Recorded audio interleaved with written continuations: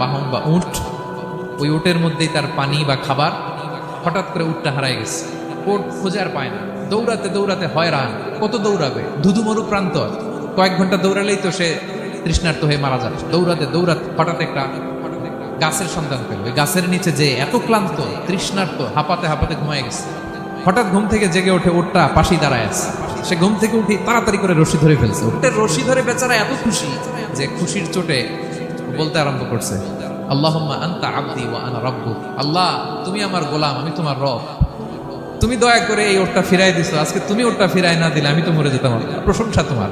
চোটে সে যখন আমি আল্লাহরে ওর গোলাম বানাই আর ওরে আমার রব বানাই, ওই লোকটা ওই মুহূর্তে ঠিক যত খুশি, আমার কোনো বান্দা তওবা করে যখন আমার কাছে ফিরে আসে, আমি আল্লাহ ওই বান্দার উপর তার চাইতে বেশি খুশি হয়ে যায়।